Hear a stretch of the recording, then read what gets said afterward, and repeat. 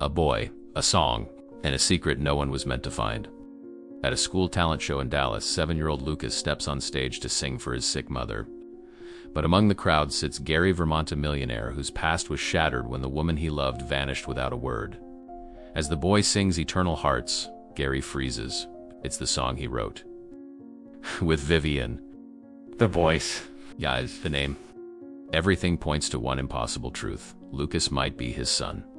What follows is a journey of buried love, betrayal, and a family torn apart by lies and a second chance no one ever saw coming. Before we begin, tell us, do you believe a song can bring two souls back together? Don't forget to like, subscribe, and stay with us. The story will stay with you long after the final note. Lucas Stevens stood at the edge of the stage, his small hands clutching the microphone with more determination than fear.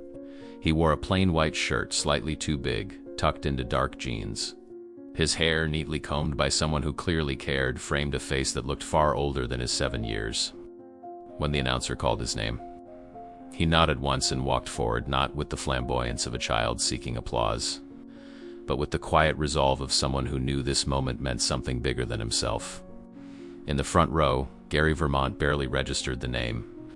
He had come on a reluctant favor, an invitation from a board member's wife to attend the charity talent show, and had already planned to slip out early. But when Lucas opened his mouth and sang the first lines of Eternal Hearts, Gary stopped breathing. It was as if someone had punched through the fabric of time and dragged him back 8 years. That melody, he knew every note, every pause, every breath. He had written it. With her. Gary leaned forward, elbows pressed to his knees, frozen. Eternal Hearts wasn't a hit song, wasn't even publicly known. It had never been recorded, never performed. It was a secret melody, one he and Vivian had composed together one night in a dim, smoky backroom of a music bar in Austin, when love still made sense and the world hadn't yet taught them to be afraid of it. The lyrics had been hers, poetic and raw. The chords had been his, woven from hope and trembling. The fact that this child knew the song was impossible, but the impossibility didn't stop it from being true. Lucas sang with more than just melody. He sang with memory. Gary glanced around the theater, expecting someone to recognize what he was hearing, but the audience only smiled, oblivious. They heard a child performing a lovely tune. Only Gary understood he was listening to a secret that was never meant to be shared. A song, yes, but also a confession. A wound. As the second verse unfolded, Gary found himself gripping the chair in front of him. The boy didn't just sound like Vivian, he moved like her. He tilted his head at the same point she used to when searching for control in her voice. His eyebrows furrowed in the same way Gary had seen in the mirror for decades. And there was something else, something he couldn't shake, a familiarity that went deeper than recognition, biological rhythm, the same way his own father had used his hands when playing piano. The same pause before a breath, the same way of standing still with purpose, not stillness. Gary's mind refused to settle. He had not seen Vivian in 8 years. She had vanished overnight, no goodbye, no explanation, only a cold, bitter silence. And never, never, a word about being pregnant. Never a whisper that she might have carried his child. And yet this boy on the stage, singing a song only he and Vivian knew, moved like her, and looked like him. The bridge arrived. Gary remembered writing it with Vivian, thinking she'd never be able to get through it without crying. It was the emotional core of the song, a plea for a love that had been broken but not erased. And now Lucas sang it with a rawness no 7-year-old should possess. His voice trembled, not from technical strain, but from something deeper. Loss, hope, desperation. Gary felt it all.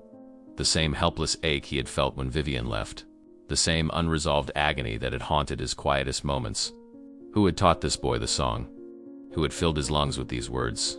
Only Vivian, which meant she was alive somewhere. And if she had given the song to Lucas, if he carried it like armor and offering, then she must be living with her own pain too. And if Lucas knew the song, if he carried that much emotion in his voice, then he wasn't just a performer tonight. He was a messenger. Applause erupted before the final note had even faded, but Gary didn't hear it. His focus remained laser sharp on the boy, who bowed with modesty, then walked off stage without fanfare. Gary's heart raced with a mix of wonder, dread, and something terrifyingly close to longing. He wanted to chase after the boy, to ask who taught him that song, where his mother was, what his birthday was, what he dreamed about, but his body wouldn't move. His world had tilted on its axis in less than 3 minutes. He wasn't just watching a performance. He was watching the unraveling of a mystery he had spent years trying to forget, and he knew deep in his bones that nothing would ever be the same again. The silence Vivian had left in her wake had finally been broken, not with words, but with music. And the voice that delivered it might very well be his son's. As the host returned to the stage and introduced the next act, the theater resumed its rhythm. Unaware that a life had just changed in seat A6 of the front row, Gary remained frozen, barely aware of the people applauding, the next child stepping nervously onto the stage, or the sound of feet shifting in the aisles. In his mind, Lucas's voice continued to echo, louder than anything in the room. He wasn't just remembering Vivian now, he was seeing her. Through the eyes of a boy who bore her grace and perhaps his own blood. It was unthinkable, but no longer avoidable. A door had been opened. And Gary Vermont, a man who built his life in logic, technology, and control, was now staring straight into the face of something he couldn't predict, decode, or walk away from. Because on that stage, he had just seen a ghost. And maybe, just maybe, a son. Gary couldn't sleep that night. The performance played on a loop in his head, each lyric of Eternal Hearts cutting deeper than the last. But it wasn't just the song anymore, it was the name. Vivian Stevens. He had almost missed it, announced casually before Lucas took the stage. But once he heard it, it latched on like a hook to the ribs. Stevens, that was her mother's last name. Vivian had never legally changed hers, even when they'd spoken of marriage. It had once been a gentle joke between them, her refusal to be Mrs. S. Vermont until she had a diamond, not from a startup's cash flow, but from real adult wealth, she used to say, laughing. He thought it was endearing. Back then, everything about her was... But now, 8 years later, hearing her name spoken aloud had felt like opening a door he'd bricked up with grief. And Gary, no longer able to sit with speculation, did what he always did when the world refused to make sense. He hunted answers. He called in favors before dawn, bypassed standard searches, and tapped into resources only a man of his wealth could access. It wasn't obsession, he told himself. It was necessity. It was survival. By noon the next day, he had a preliminary report from his private security team. Vivian Stevens, age 36, residing in East Dallas, single, unemployed. Diagnosed 6 months prior with stage 2 breast cancer. Undergoing treatment at a public hospital. One dependent, Lucas Stevens, age 7. No record of the father's name on any documentation. Gary's chest tightened as he read the words again and again. The weight of them was suffocating. He sat alone in his study, gripping the folder like it might disappear if he loosened his hold. The photos were even harder to look at. One in particular showed Vivian exiting the hospital with a headscarf, her shoulders hunched but her face unmistakably hers, and Lucas walking beside her holding her hand. Gary leaned forward, scrutinizing the boy. His boy? Could it really be true? The timeline aligned? Vivian had vanished without a trace 8 years ago. If Lucas was 7 now? Gary's stomach turned. Why hadn't she told him? Why had she run without a word, left him choking on silence and unfinished songs? He found himself spiraling into memory. Back to nights when Vivian sat cross-legged on their living room floor, guitar in hand, humming melodies into being. Back to whispered conversations about children, about their fears of parenthood, about not becoming their parents. Back to the last night they were together when everything still felt whole. She'd kissed him goodnight, said she'd meet him at the bar the next morning for rehearsals, but she never came. Instead, there was a note. A cold, abrupt letter claiming she needed to disappear, that she had seen things, heard things, and could no longer trust him. She hadn't explained. No confrontation, just absence. Gary had searched, called, begged. But Vivian had vanished like a ghost, and over time he was forced to bury the unanswered questions. Now they were clawing their way back to the surface with a vengeance. Because if Lucas was his, then that letter had been a wall designed to keep him out of his own life. And if she had been protecting their child, why? He spent hours pacing. He called Jeremy, his closest legal advisor, and asked what his rights would be if he discovered the boy was his. Jeremy responded cautiously, saying they'd need proof, DNA, records, acknowledgement from the mother. But Gary wasn't thinking of custody or courts. Not yet. He was thinking of the sick woman raising a child alone. He was thinking of the boy's face when he sang that song. He was thinking of how he had been robbed of time, of truth, of a life he hadn't even known he'd lost. He was furious, but underneath the anger lived something much more dangerous. Hope. And that scared him. Hope made people reckless. He had spent his whole adult life building walls against hope. But now they were crumbling under the weight of possibility. He stared again at Vivian's medical report. Chemotherapy sessions, no insurance, low-income aid programs. She was fighting for her life, alone. And Gary, with all his wealth, all his access, had been just a few miles awake, oblivious, until now. That night alone in his penthouse, Gary spread out every document he had gathered: school records, rental agreements, hospital paperwork. He examined each one with surgeon-like precision, building a timeline, connecting dots. Every piece made the picture sharper. The birthdays matched. The gaps in her records lined up perfectly with her disappearance from his life. And Lucas, every photo showed more of what Gary couldn't unsee. The eyes, the chin, the posture. It wasn't proof, but it didn't need to be. Not yet. He felt it in his blood. In the way his instincts screamed when he first heard that voice. The boy was his. He would stake his life on it. He sat back in his chair, trembling with 1,000 questions and no answers. But one thing was clear. Vivian hadn't vanished from the world. She had been hiding. And now that he'd found her, he wasn't going to let her fade again. Because now, after all these years, Gary Vermont knew where she was. Vivian Stevens, living in Dallas, fighting cancer, raising a son, his son. And as those last 3 words echoed in his mind, his life began to spin in a way that no algorithm could calculate, no merger could fix. The only thing he knew for certain was this: he was going to find her, and he was going to look her in the eyes, not with vengeance, but with the heartbreak of 8 lost years, and the desperate need to understand why she had taken everything from him without a word. Gary hadn't walked through hospital corridors in years, not since his mother's slow decline years before success had found him. He had never liked hospitals, not because of their sterility or cold lighting, but because they exposed the illusion of control. And Gary Vermont had built an empire on control, but today it was as if his body moved ahead of his mind. The address he'd memorized from the private report had brought him here, to this modest cancer treatment wing in East Dallas.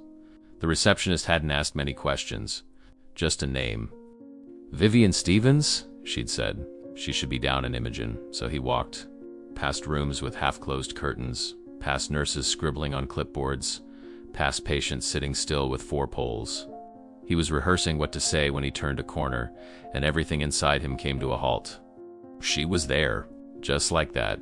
Vivian, standing a few feet away, holding a stack of test results and shaking hands. Her scarf was slipping slightly, her shoulders narrower, her eyes tired in a way he didn't recognize. But it was her. The years melted and froze all at once. She looked up just as he stepped closer, and for a moment time itself seemed to refuse to move. Her lips parted, but no sound came. The papers in her hands trembled, and she clutched them tighter, as if that could somehow anchor her. For a second, Gary thought she might collapse. Vivian's eyes widened, shocked, startled, possibly afraid, but then something softer flickered there. Recognition and pain. They stared at each other in stunned silence, words crowded in both their throats, but none brave enough to surface. It had been 8 years, but there she was, flesh and blood. No longer a ghost in memory or a name on a file. The air between them was charged, not with anger, not yet, but with everything that had gone unsaid for too long. He stepped forward slowly, afraid that anything too fast would make her vanish again. She didn't move away, but she didn't step toward him either. She just stood there, blinking rapidly, her face unreadable. Gary's voice broke first. "Vivian," he said, almost a whisper, as if saying her name might shatter the fragile reality around him. Her eyes welled instantly, but she didn't speak. She pressed her lips together as though keeping the flood at bay. He took another cautious step. "You're really here," he murmured, more to himself than to her. "I looked for you." His voice wasn't angry, it was aching. Vivian's eyes narrowed, not in malice but in defense, like someone bracing for a blow she had long anticipated. "I didn't know if I'd ever..." He trailed off, shaking his head. And then he did something that cost him more pride than any business deal ever had. He let vulnerability take the front seat. "Is he mine?" His voice cracked at the edges, thick with restrained emotion. "Lucas, is he my son?" The question hung in the air like a loaded gun, pointed at the heart of their shared past. Gary had imagined this moment 1,000 different ways, but none prepared him for the terror of hearing his own voice ask that question aloud. Because there was no rehearsed reaction for the truth. Vivian didn't speak, not with words. Her lower lip quivered, and she swallowed hard, her eyes locked onto his with an intensity that held both apology and heartbreak. She didn't need to say anything. A single tear slipped down her cheek as she gave the smallest nod, barely perceptible but undeniable. Then came the gesture. Not dramatic, not rehearsed. She simply turned the pages in her hand and held up an ultrasound image, slightly crumpled at the corner, with a date scribbled in faded ink that aligned precisely with her disappearance. Her hand trembled as she held it there between them, the answer captured in grainy black and white. Gary didn't reach for it. He couldn't. His knees almost buckled. He blinked against a rush of emotion that hit him like a freight train. The image, the silent confirmation, the unspeakable sorrow in her eyes, it all spoke louder than any explanation ever could. For a long time, neither of them moved. He wanted to rage, to ask why she hadn't told him, why she had run, why she had stolen these years from him. But all of that was drowned out by a more immediate truth. His son had been out there, breathing, growing, singing, and he hadn't known. His hands shook at his sides. Vivian lowered the paper slowly, as if finally releasing a secret she'd held for too long. Her other hand moved instinctively to her abdomen, an old, unconscious gesture of protection that mothers never really lose. She looked down, ashamed but resolute. He could see it all over her face, the fear of rejection, the guilt of silence, the exhaustion of surviving alone. Gary swallowed hard and forced himself to breathe. He didn't know what came next. Didn't know how to rebuild something that had never been allowed to begin. But this moment in the hallway was no longer just about the past. It was the first brick in whatever future might be possible, however uncertain. Vivian turned her back to the wall, slowly sliding down until she sat on the bench, clutching the papers to her chest. Her tears didn't fall freely, but they were there, silent, controlled, like everything else about her now. Gary stood there for a moment longer, then sat beside her, not touching her, not speaking, just there, close enough to be felt. The silence between them wasn't peaceful, but it wasn't hostile either. It was heavy with loss, but charged with something else, something like the beginning of an understanding. They didn't need more words, not yet. The question had been asked, and the answer had been given, not in sentences, but in tears and gestures. And that was enough for now. Vivian stirred the lukewarm coffee in front of her, but hadn't taken a sip. The hospital cafe was quiet at that hour, tucked between visiting blocks and evening shifts. But neither she nor Gary noticed the few people who came and went.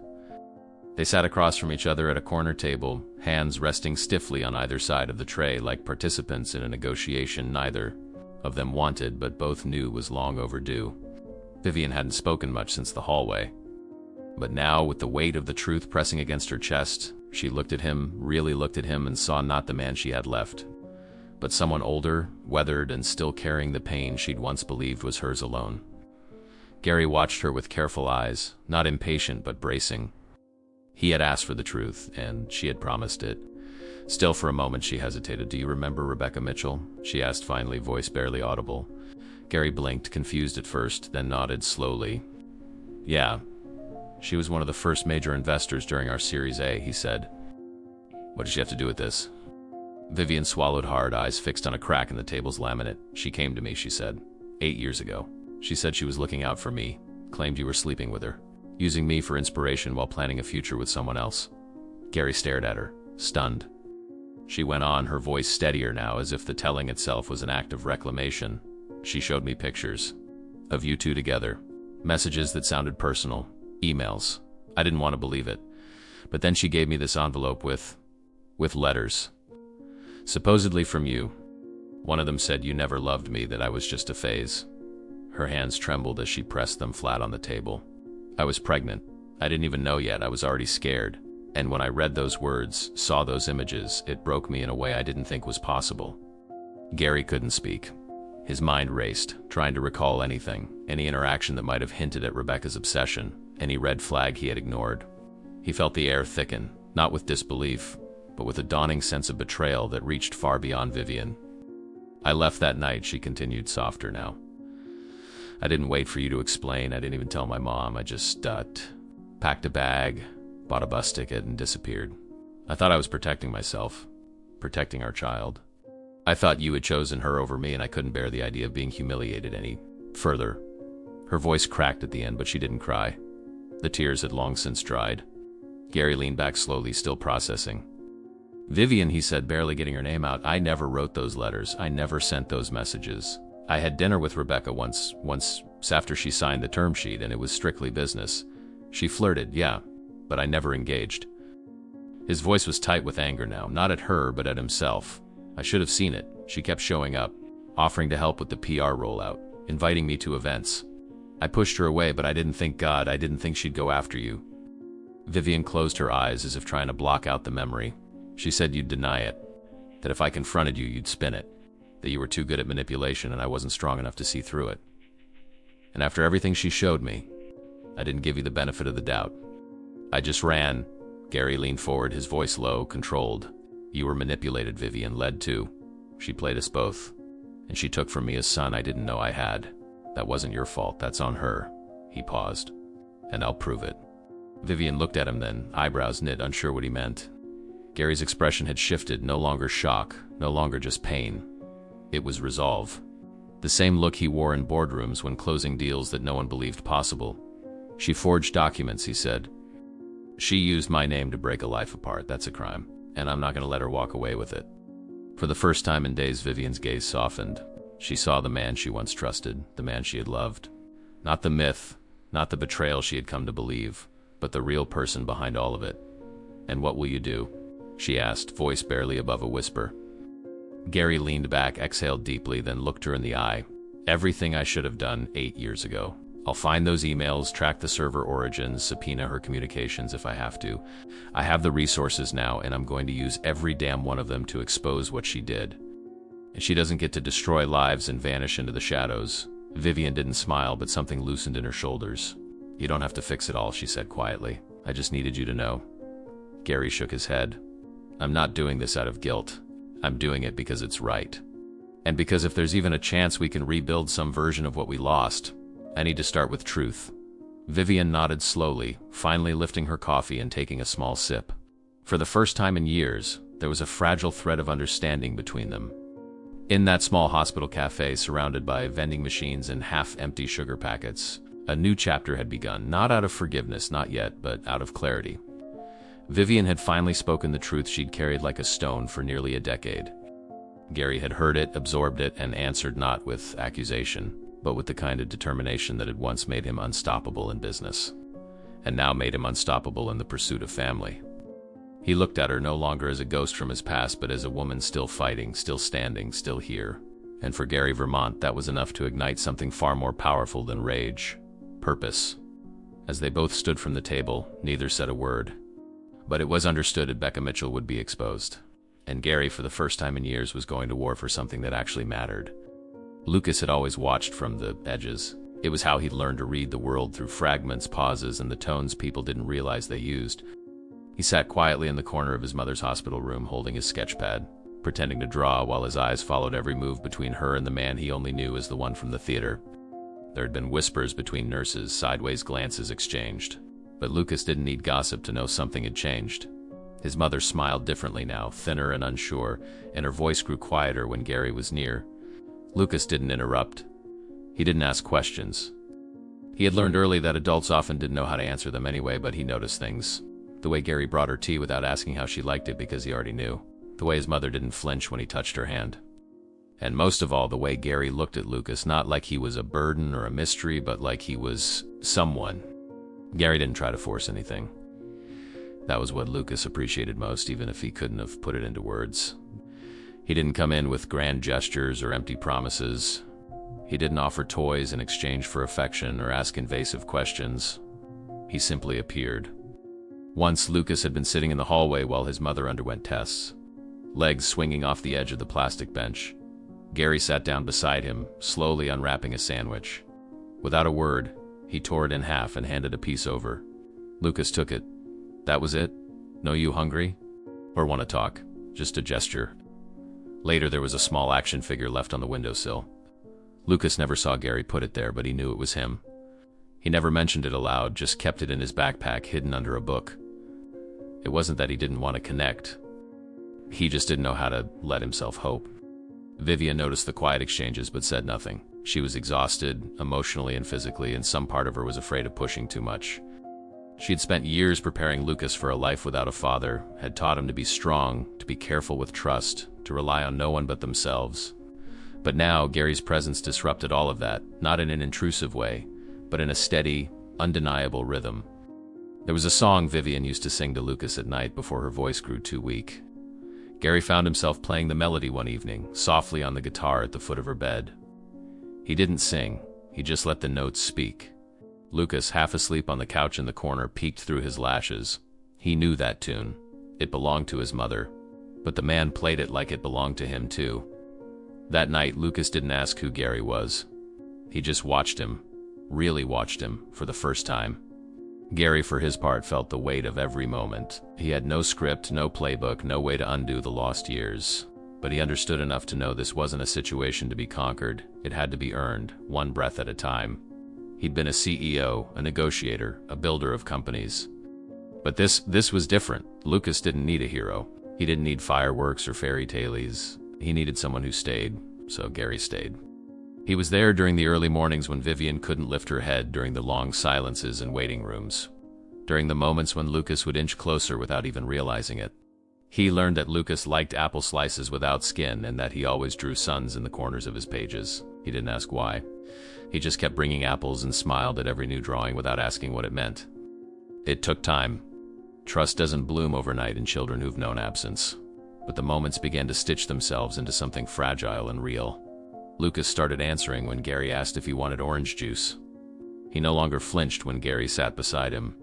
Once, when Vivian was too tired to speak, Lucas pulled out his sketch pad and began drawing in the chair next to Gary. He didn't say what he was drawing, but when Gary leaned over, he saw it. 3 figures, a tall man, a woman with hair like petals, and a boy in between them. No names, no labels. But Lucas didn't hide it, and that meant more than words. Gary didn't comment. He just reached over and quietly slid a new set of colored pencils toward the boy. Lucas took them. By the end of the week, something unspoken had settled between them. Lucas still didn't know the full truth. He hadn't asked, and Gary hadn't forced it.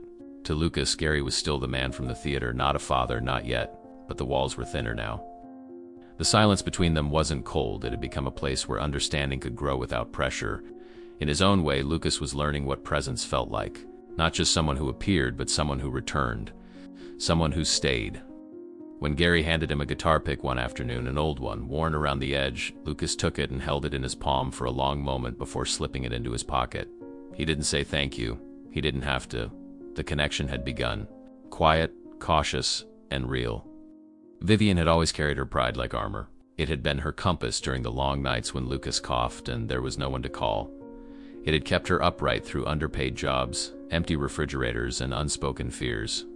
So when Gary offered help, a comfortable home closer to the hospital, access to private doctors, meals delivered to the room, her first instinct was to decline. She didn't say no immediately, but her eyes stiffened. Her mouth pressed into that thin line he remembered from their old arguments. "I've handled things alone," she said quietly, as if that statement had to remain true to keep her whole identity from collapsing. Gary didn't argue. He simply nodded, placed the information folder on the table, and said, "The offer stands. No expectations. No conditions." Then he left her with it. Alone. That night, Vivian sat with Lucas while he slept and opened the file. Scanning the names of specialists she never thought she could afford, seeing detailed plans for treatment, therapy, even emotional counseling for Lucas, it made her chest tighten. Not from lack of gratitude, but from the terrifying realization that maybe she didn't have to fight alone anymore. The decision didn't come in a single moment. It came gradually, through small cracks in the walls she had spent years building. The next morning, Gary brought Lucas a chess set. Vivian watched from her hospital bed as her son lit up in a way she hadn't seen in months, maybe years. He didn't just smile. He leaned forward, eager to learn the rules, asking questions, laughing at Gary's exaggerated expressions when he lost on purpose. Vivian's throat tightened. It wasn't that Lucas had been unhappy with her, but this was a different kind of joy, the kind that came from ease, from being allowed to be a child. She knew what that costs. She had traded it herself for survival. So when Gary asked gently if Lucas could stay with him for the weekend while she recovered from a chemotherapy session, Vivian looked down at her hands for a long time before nodding.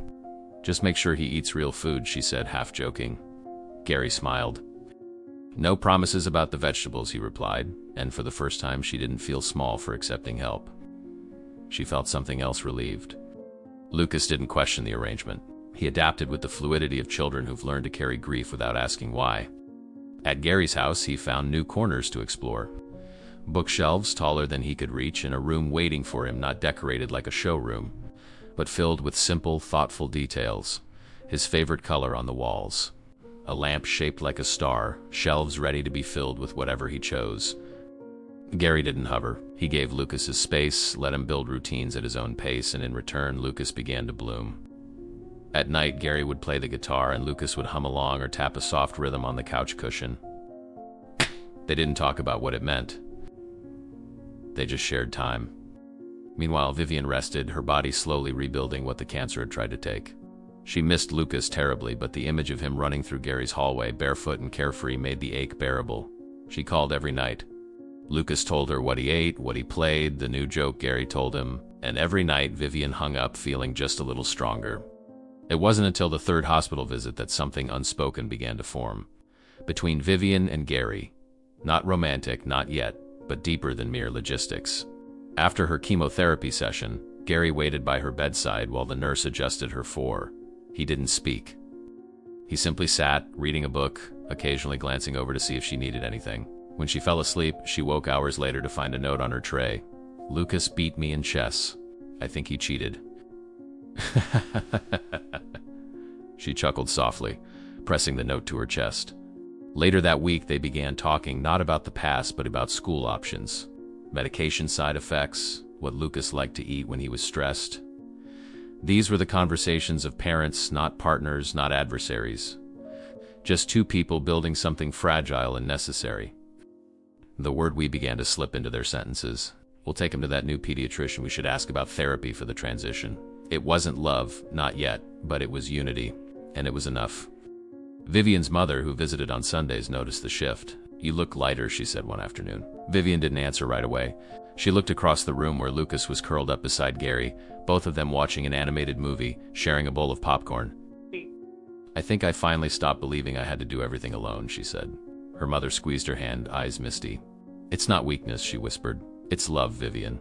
It's what love is supposed to look like." And in that moment, Vivian allowed herself to believe it.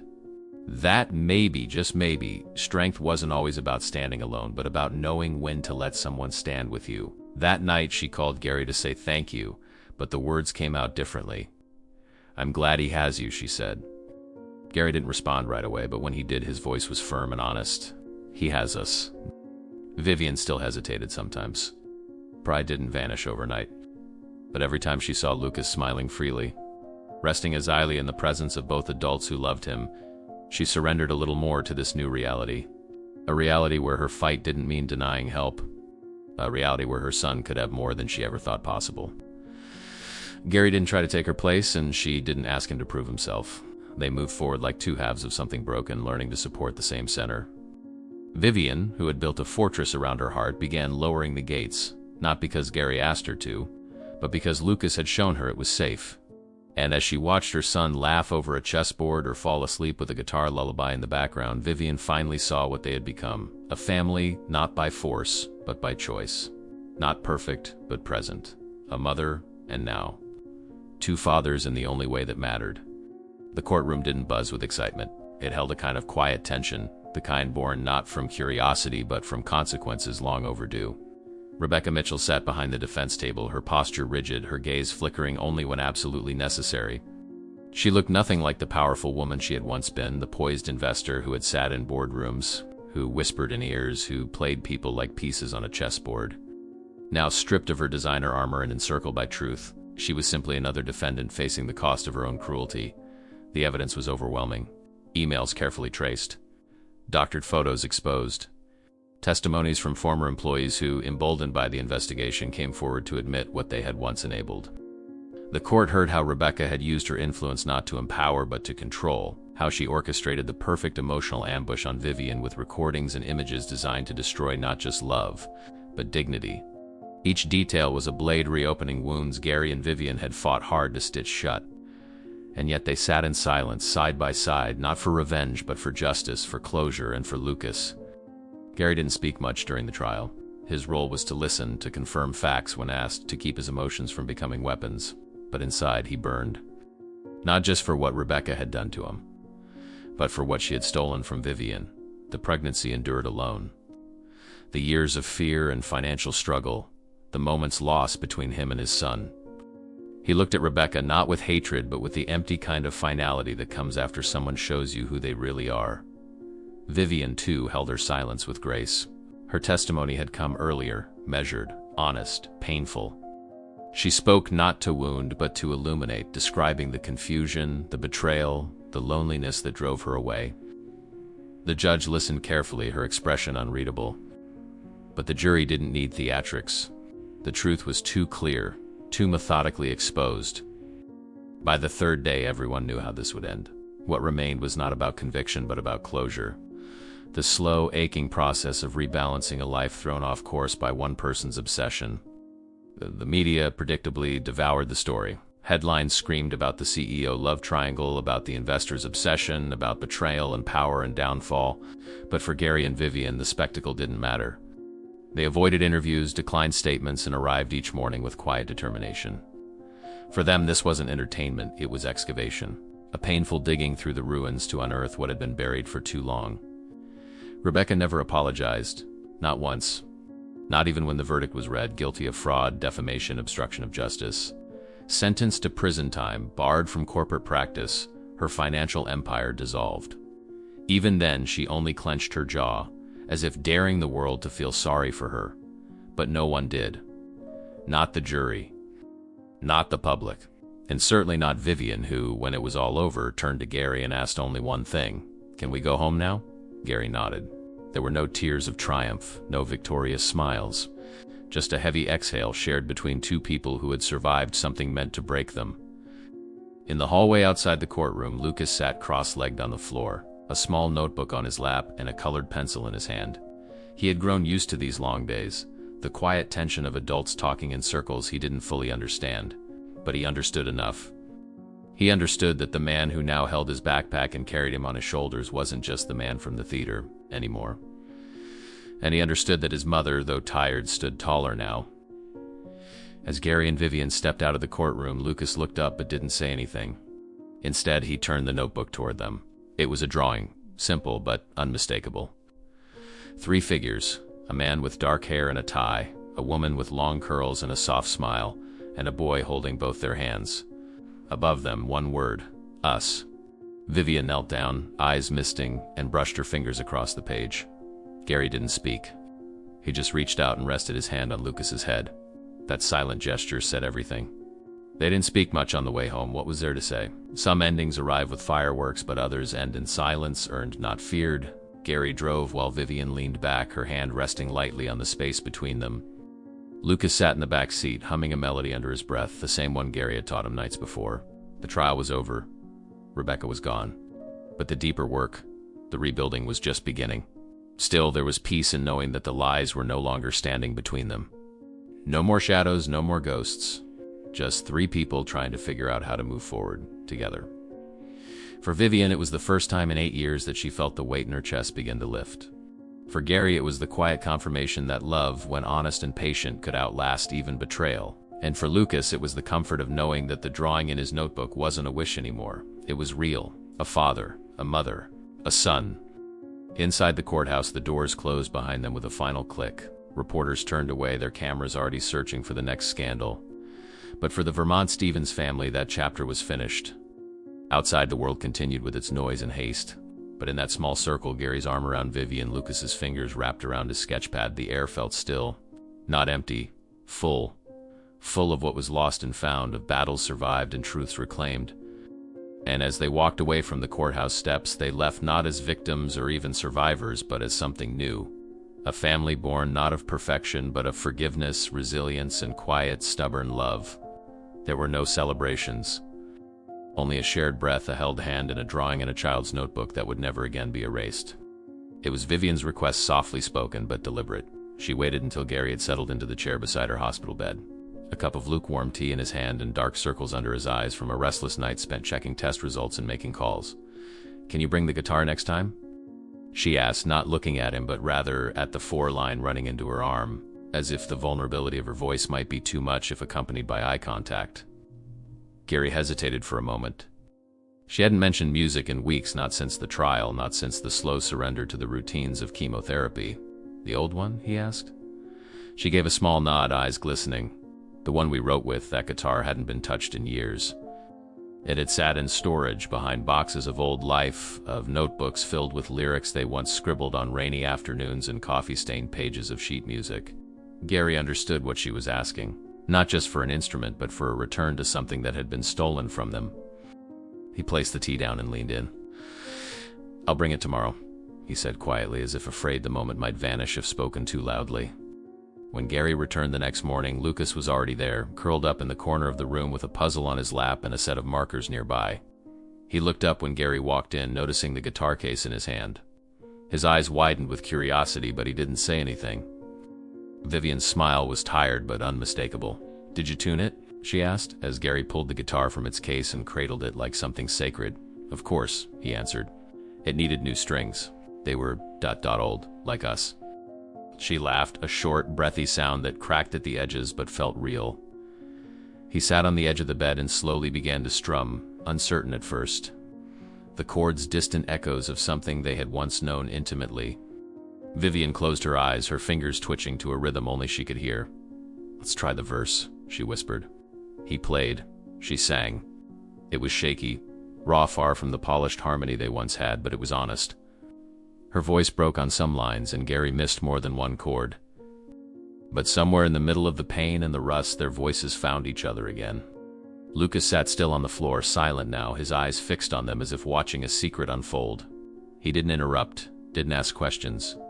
The melody caught him, drawing him in like a story he didn't fully understand but somehow knew was his. Gary looked down at Vivian as they reached the chorus, unsure if she'd remember the bridge. But then softly she began to hum the missing lines. "We never finished it," she said. "You walked out before we wrote the ending." Her voice didn't carry blame, only sadness and perhaps forgiveness. Gary shook his head. "No, you left before we wrote the ending." And then they both stopped, sharing a look that neither tried to explain. In that silence, Lucas stood and walked to the side of the bed, laying his hand on his mother's. "Can I be in the song too?" he asked. Vivian blinked, tears slipping down her cheeks. "You already are, sweetheart," she said. "You're the reason we're finishing it." Gary reached for a pen and paper, then without needing to speak, began writing down new lines. They wrote slowly, trading lines like pieces of themselves. Vivian, pale and tired, came alive with each lyric. Gary, guarded and composed for so long, allowed himself to stumble over emotions as his fingers returned to chords they had once strummed under cafe lights and living room floors. New Dawn had always been a love song. Now it was something else. It became a song about endurance, about loss and return, about what it means to be broken but still willing to try again. The lyrics carried scars, but also light. "I thought I lost the sky," Vivian sang, "but you held a sunrise in your hands." Gary followed, his voice catching slightly. "And through the cracks I saw your flame, still burning where I ran."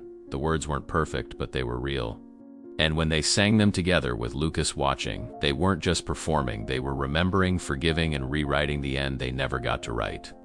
Lucas listened intently, sometimes humming along, sometimes just watching as if afraid to disturb the fragile magic unfolding. When Gary paused to adjust a chord, Lucas asked, "Was this your favorite song?" Vivian smiled, brushing a strand of hair from her forehead. "It was our unfinished one." Lucas tilted his head. "Then why didn't you finish it back then?" The question hung between them. Vivian took a breath, looked at Gary, and then turned to her son. "Because sometimes people break before they understand what they've built. And sometimes it takes years to come back and finish what matters." Lucas nodded as if that made perfect sense, even if he didn't yet grasp the depth behind the words. Then, without being asked, he sat next to Gary and gently plucked one note from the guitar. "I want to learn," he said. Gary smiled and placed the guitar in his lap, helping him find the first chord. "Let's start with this one," he whispered. Vivian watched them, her heart aching and healing at once. In that moment, music wasn't just sound, it was memory, forgiveness, and the slow, steady stitching of a family. By the end of the afternoon, the paper in Vivian's lap was filled with new verses. New Dawn had grown not into what it once was, but into what it needed to be. A song of reclamation. A song that didn't erase the past, but wove it into something stronger. Gary folded the paper and handed it to Vivian. "We'll record it someday," he said. "All three of us." She nodded, too moved to speak. Lucas lay on her side now, curled into her arm, eyes heavy with sleep.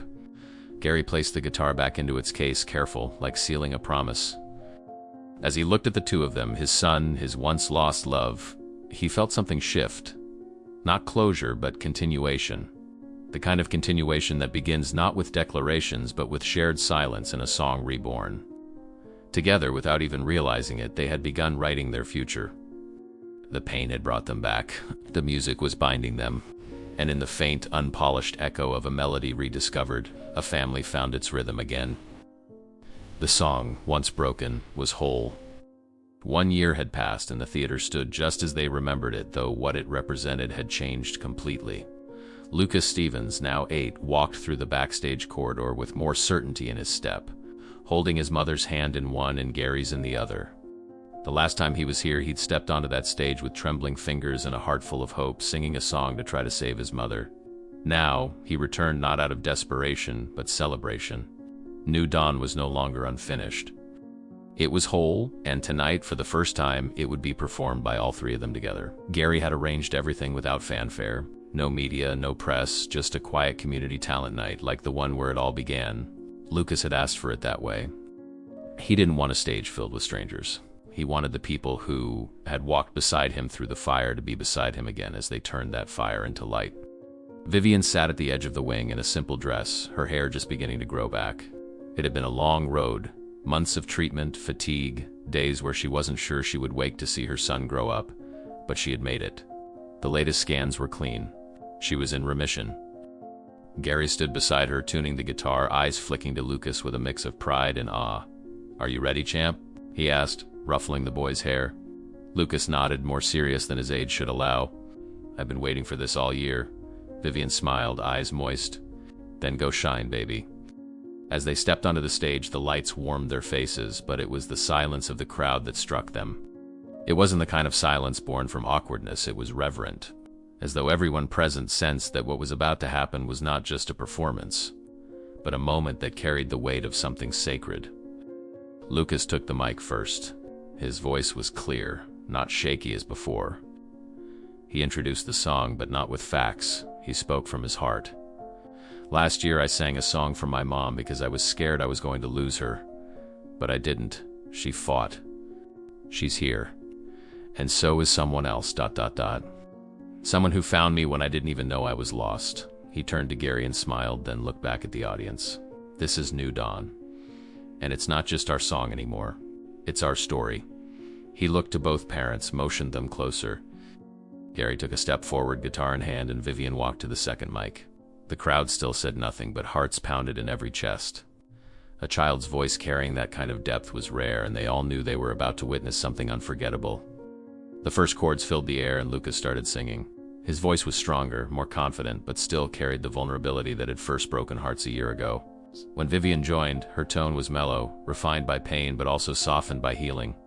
Then Gary came in, not just with the harmony, but with the grounding force of someone who had fought tooth and nail to rebuild what was once shattered. The song unfolded like a story, each verse a chapter, each note a bridge between wounds and wonder. Midway through, Lucas moved closer to them, and without even needing to speak, they stood shoulder to shoulder. When their voices blended in the final chorus, the audience finally let go, sobs muffled in tissues, couples holding hands, parents hugging their children tighter. They weren't just witnessing a performance. They were witnessing resurrection. When the last note rang out, there was a pause. A deep breath held by everyone in the room, and then applause. Thunderous, unrestrained, tear-soaked. But before the ovation could swallow them whole, Lucas stepped forward, still holding the hands of his parents. His face was glowing, eyes bright. "This is my family," he said into the microphone, voice calm but powerful. "They found me." The simplicity of it undid whatever composure was left in the crowd. People stood, strangers embraced. Some simply wept. It wasn't just the performance they were reacting to, it was the declaration. The certainty in that small boy's voice that he was no longer lost, no longer alone. And in that theater where once there had been distance and doubt, now there was connection. It rippled through every seat. They stepped off the stage together, not as separate pieces forced to perform a fragile reunion, but as something whole. A family. Not perfect, not without scars, but genuine. Gary placed a hand on Lucas's shoulder, and Vivian leaned in close, whispering something only he could hear. Lucas nodded, clutching their hands tighter. Behind them, the applause faded, but the warmth remained. They had come full circle. A year ago, Lucas had walked that stage alone with a song for hope. Tonight he walked off it surrounded by the very thing he had been singing for all along. Hope realized. Love returned. A new dawn lived. 6 months had passed since the night Lucas stood on stage and claimed his family in front of a room filled with strangers who, for a few precious minutes, had become witnesses to something sacred. Life had not become perfect, life rarely is, but it had become theirs. On a warm spring morning, Lucas ran barefoot through the garden that surrounded their new home, chasing a butterfly he was convinced had been following him all morning. His laughter floated in the air, light and real. It wasn't the cautious kind of laughter that only comes when someone's watching to see if it's safe, was the kind that came from knowing you're loved, protected, and home. Vivian, crouched among blooming lilies, lifted her eyes to watch him, her hands gently brushing soil from the petals of the rosebush she'd planted when they moved in. Her smile wasn't the forced curve of politeness. It was soft and genuine, made of 1,000 healed wounds and a peace she hadn't dared dream about. Gary sat nearby on the terrace, a cup of coffee cooling beside him, untouched, as his eyes scanned an old sheet of music. It was the original handwritten score of New Dawn, now worn at the edges from being read and rewritten so many times. He wasn't working, not in the way the world once knew Gary Vermont to work. No phone in hand, no tablet on his lap, no calendar alerts pulling him away from the moment. For the first time in his adult life, he had time that wasn't scheduled, it was chosen. Time he gave freely, not because he was obligated, but because it mattered. He looked up and watched Lucas crash into a patch of grass and roll over laughing, arms wide to the sky, and something tightened in his chest. It was unfamiliar at first, the rhythm of a heart recalibrated to love rather than pressure, to meaning rather than metrics. He looked over at Vivian, who caught his gaze and gave him a knowing nod. And in that glance they exchanged something wordless. We made it. The house itself had started as a fantasy. Someday thought Vivian kept locked away during her hardest nights when the chemo burned. When Lucas cried out in his sleep, when she sat alone with a broken heart and a fading body. She'd once dreamed of a place with a garden, sunlight in the windows, and no need to run or hide. She never thought she'd get there, not really. But Gary had remembered every detail. Every story she told him in their younger days about the type of place she'd want to grow old in. He bought the land and built the house from scratch while she was still recovering, involving Lucas in every detail, from the color of his room to the tree they planted in the center of the yard. This wasn't a gift born out of guilt. It was a restoration of a dream that had been stolen, of a future that had almost never happened. Now it was real, tangible, a home where Vivian could hum while making tea, where Gary could fall asleep beside someone he loved, where Lucas could grow up without the ache of absence shadowing his every smile. The Lucas Stevens Foundation had begun as an idea, a way to give back after the storm passed, but quickly became something greater. With Gary's resources and Vivian's insight, they launched programs for single parents battling cancer, music therapy for grieving children, scholarships, and safe homes for families in crisis. Each initiative bore Lucas's name, not for publicity, but because he had been the heartbeat behind it all. The boy who once sang to an audience of strangers, hoping to save the one person who mattered most, was now unknowingly saving hundreds. They never pressured him to understand the weight of what his story had done for others, but Lucas, in his own quiet way, knew. He liked helping pack boxes, liked signing cards to patients with his uneven handwriting. Sometimes after school, he would sit beside his mother and ask questions like, "Was I really that brave?" And Vivian would answer with tears in her eyes, "You still are." In the evenings, Vivian sang again. Not always for an audience, sometimes just for Lucas, curled up on the couch in pajamas, asking for one more verse. Other times, she sang for Gary as he played softly beside her. And sometimes she sang for herself, to remember who she was, to thank the version of her that refused to give up. Her voice had changed. It carried more weight now, not in pitch but in story. She didn't pretend the past hadn't happened. She didn't erase it or coat it in sweetness. Instead, she layered the songs with it. The nights of loneliness, the betrayal, the hospital bed, and then the reunion, the healing, the garden blooming outside her window. They had built something on top of all that pain, not in spite of it, but because of it. Their story wasn't about erasing the past. It was about using it as soil for something new to grow. And on that spring morning, as Lucas collapsed in the grass and Vivian wiped her hands on her apron to join him, Gary finally put down the sheet music and simply watched. Not with the eyes of a man who had conquered, but of someone who had surrendered, fully, to something real. Lucas called out, "Dad, Mom, come see what I found." And they both came running. Vivian knelt beside him, brushing the boy's hair back, and Gary crouched on the other side. Between them, Lucas held a tiny flower in his palm. "I think it's the first one," he whispered. They all looked at it like it meant everything, because it did. It was more than a flower. It was a symbol of survival, of promise, of a song finished. They didn't need words to mark the moment. They had silenced in the quiet, steady rhythm of three hearts beating together in one place for the first time as one. We poured our hearts into bringing this story to life, not just for the sake of storytelling, but for you, who've been with us every step of the way. If this video touched you in any way, please consider subscribing to our channel. That small gesture helps us keep creating meaningful stories like this, with the care and time they truly deserve. We'd love to hear your thoughts in the comments. Your voice matters here. And if this story spoke to your heart, there's so much more waiting for you in our other videos. Thank you for being part of this journey with us.